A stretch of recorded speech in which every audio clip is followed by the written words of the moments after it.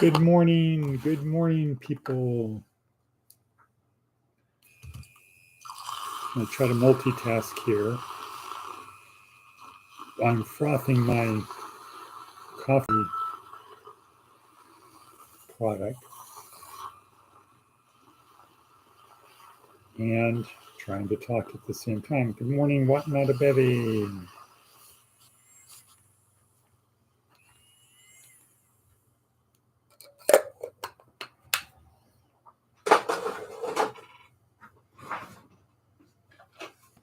Okay, good morning. Today is Thursday, January 9th, 2025. Here we are at Department of Career Services, where our goal is to help you on this journey through life. My apologies. So what's new? Are you using MCT oil? Yes, I am. I have my cocoa nut oil, my cuckoo nut oil in here, plus my mushroom-ish sort of concoction, the mushroom coffee-ish like substance now. But anyway, good morning, people. Today is Thursday, January 9th, 2024, 5. Here we are in wonderful Pahrump or Pahrumper-tucky. Had a very good day-ish sort of yesterday. A couple good things happened. Number one, our breakfast, our volunteers breakfast. Had a bunch of new people, new ideas, new thoughts, new direction, etc. And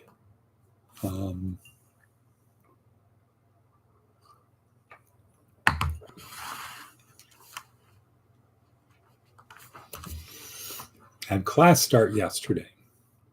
I've got other things going through my mind right now. So, indulgence. How was it? I think class was very good. There's 10 people. Last semester there was 25. The prayer went very well. It was well received. Very different though, because people are used to asking God, begging. What's the technical definition of begging? Asking for something and giving nothing in return, versus a bargain for exchange, right? So I have this problem. God, help me solve my problem.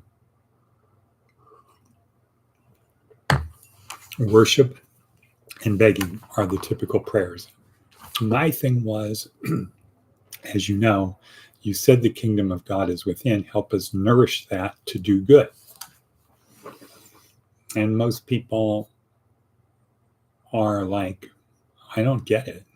What do you mean? You didn't ask God for anything. You didn't beg for anything. What's wrong? What's wrong with you? What's the matter with you? So anyway, and had a interview yesterday for a local internet show, which was a hit piece.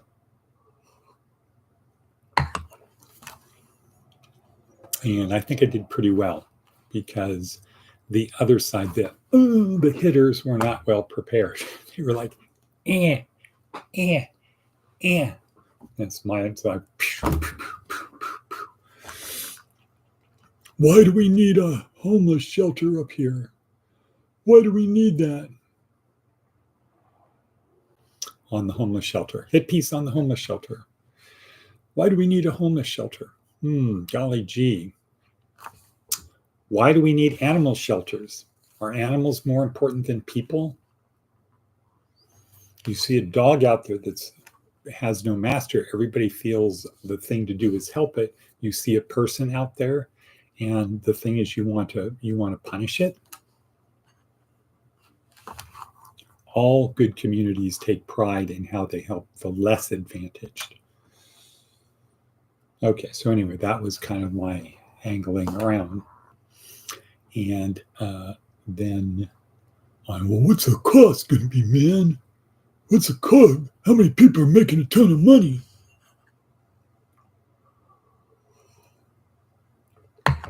Okay.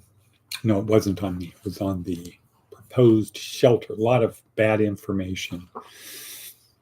Not a lot of research went into it.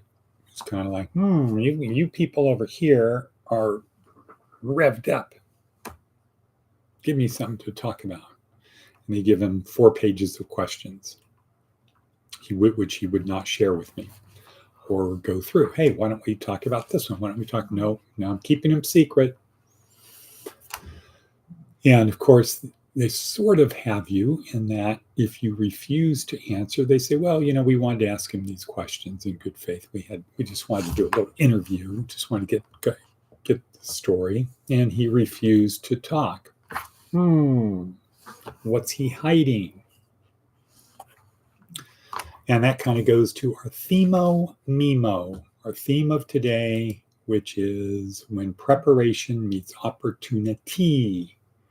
When preparation meets opportunity.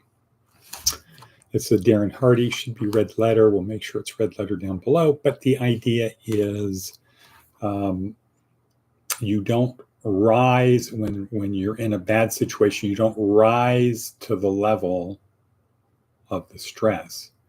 You fall to the level of your training. When you're in a stressful situation, it doesn't pull you up. That's a false belief. You don't rise to the level of the situation. You fall to the level of your training. And if your training is very low, so here's the stress. Oh, but here's my training. Is it going to affect me? No. Here's the stress. Here's my level of training. My hand is still going down. Is it going to affect me? Yeah, it's not going to work. And then he talks about a Navy SEAL type of thing of if you spend time sweating, you won't spend time bleeding. So for me yesterday, preparation meets opportunity. What was my opportunity? To flip the script, to do a Larry David flip. What does that mean? Well, going from, we're going to get you, to, I never thought about it that way. Maybe you're right.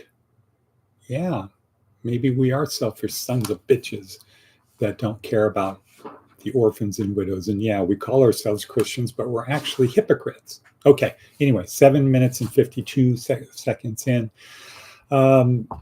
So that is our theme of today. We are here, Department of Career Services, to help our students and interested people on their journey through this transcendent life. During the week, we focus on physical, mental, and emotional things. Weekends is left for what? Left for G School. Right. Weekends are left for G School. But today is Thursday. So what do we got going? Again, I've got another part of my brain. So Moran Cerf, neuroscientist who does this thing of we have many voices in our brain. That should be a TED Talk that we have on our list. But it fits in this week. So there's a neuroscientist, Israeli guy, really, really, really smart, who does a lot of tests. And one of the things he does when people are going in for work on their brain and they take a piece of their skull out and their brain is exposed, he asks them if he can put a little electrode on a neuron and try to see when that neuron fires. Try to identify what is associated with that neuron. So they will show a movie with clips that are like a tenth of a second, half a second, until the neuron fires. So it's just got a little electrical switch on it that's sensitive that when the neuron fires, when there's an electrical impulse to the neuron, it sends a signal through the wires back to the machine and says, aha, that was the thing. So they're doing this to try to identify what is that neuron associated with, what memories. And it fires. Say, interesting. Okay. Let's try something interesting. Tell us, then they say to the patient, tell us what you remember seeing in that movie. And of course, when they remember the thing that the neuron was fired on, and in this case, it was Homer Simpson. So Homer Simpson, that neuron, that electrical switch, that electrode, happened to be attached to a neuron just randomly that had a memory of Homer Simpson. So when a movie played that had Homer Simpson in it, the neuron ignited. So then they said, tell us, 20 minutes later, whatever, tell us what you remember from the video you watched starting at the beginning. And then you would expect that when they said Homer Simpson, the neuron fired again. Okay, so the neuron responds when it sees an image that's encoded in that neuron. And then they discovered the neuron fires when it thinks about seeing what's encoded on that neuron. But what baffled them was that the neuron fired before the person said what they saw. So they're talking, I saw this, and then it was this, and then this, and then this, and then this, and then Homer Simpson. But 2 seconds before the person said Homer Simpson, the neuron fired. Do we have multiple voices in our head? Does our brain actually work on different levels? So they say when we're driving our car, we can be talking to somebody at the same time. Is it that we have the ability, we have different voices in our head? One voice is controlling driving the car, another voice is controlling talking, etc. So then he created a contraption where he put on people's head. And of course, people don't really know what they're being tested for. So they said, we're just trying to map this thing on your head to the neurons. So whenever, and there's a box with 2 buttons on it, one on the right and one on the left. So push one of the buttons, either button whenever you want, and we're going to record what happens in your brain. Just the one thing is, when the light is on, we're saving the information. So don't push the button if the light is on. So the person starts out randomly pushing buttons. Right, right, left, right, left, left, left, right, etc. So it's kind of mapping what's going on in the brain. Where are the neurons associated with what button I'm going to push? So if I'm going to push the right button, a certain set of neurons would fire. If I'm going to push the left button, a certain set of neurons will fire. So we need to identify which neurons are which.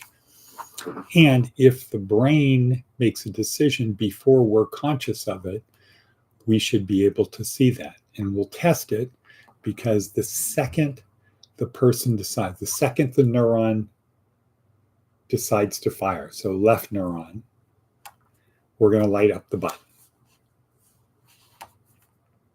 And if we're right from the first thing we observe, if we're right that the brain reacts 2 seconds before we're aware of it, what should happen is the person should think, okay, I'm going to push the left button, boom. But before that, the brain already decided what button it was going to push. So by the time I go to push the button, the light goes on, which would mean I would never be able to push a button, because when I'm thinking in real time, I'm going to push the right button. No, left, right, left, left. I already know, my brain already knows which button I'm going to push. So I can never beat the machine. And guess what? Right. Right. So to go back to the point, so right now you see these pauses in my brain because I have these things going on, and another voice in my brain is saying that, and then it brings it to the attention of this thing. So another experiment Moran Cerf did was to show you a picture, flash a picture, and then off, and then flash it again. But the second one is slightly different. So this is that thing we've always done. What's the difference between this picture and that picture? And so he said, what's happening is you have this, I know I see something's different, but I can't pinpoint it. So one voice in your head is saying, it's right there, but it can't effectively communicate with the voice that is the one that's communicating. So that was another example of we've got stuff going on, many voices in our head. And we should, who am I? Why do I behave the way I do? We should understand how that process works so we can use it better. Okay, cool. So advice from an 80-year-old. Advice from okay, who stole the advice from an 80-year-old? I'm serious. Where'd it go, man? Hey, man. Oh, there it is. Advice from an 80-year-old. Be brave, even if you're not. Pretend to be. No one can tell the difference. Right, that kind of reminds me in law school of, we don't have time for it, but it reminds me of law school, an incident of you're in front of a jury for the first time. You know you don't know what you're doing. Your client's freedom is at stake. You're nervous, and the jury interprets your nervousness as his guilt, which makes you even more nervous. Oh man, I got to stop being nervous, because if I'm nervous, they're going to think my client is guilty. And if they think my client's guilty, he will be convicted. What do I do? And the answer was, tell yourself, I know that I don't know what I'm doing. I'm just going to pretend that I know what I'm doing. I'm just going to pretend that I know what I'm doing. And I can do that because I'm just pretending. I'm a good storyteller. I'm smart. So I'm going to pretend I know what I'm doing. I'm going to fake it. I'm going to pretend I know what I'm doing, even though I know I don't know what I'm doing. I'm going to pretend that I know what I'm doing. And when I pretend that I know what I'm doing, the jury will perceive I'm confident. And it will help me get my client free. So, advice from an 80-year-old. Be brave. And if you're not, pretend to be. No one can tell the difference. Seth Godin. Seth has a long one, but it's important. Marketing puffery. Puffery is legally accepted lying. It's the term you can use when you're lying, but it's just a little white lie. It's puffery. Here's the truth, and we're just puffing it up a little bit. We're not lying. We're not misleading. This is just puffing, because everybody knows this is the greatest car ever. Everybody knows it's not actually the greatest car ever. That's puffery.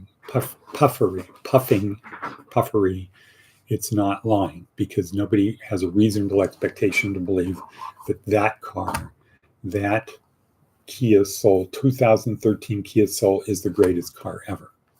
We only sell the best. Okay, well, that's puffery. Legal.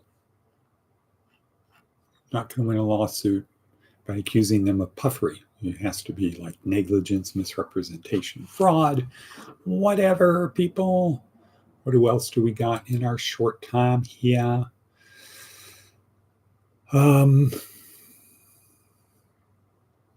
Daily Stoic about selflessness. Yeah, something near and dear to our heart. Oh, good one. Kelly McGonigal about stress.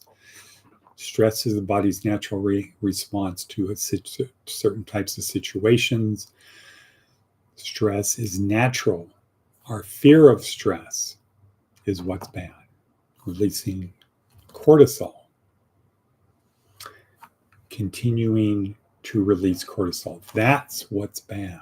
That's what's bad. Too much cortisol is bad. It's not the stress, because you can look at stress as this is my body rising to the occasion or sinking to my level of training.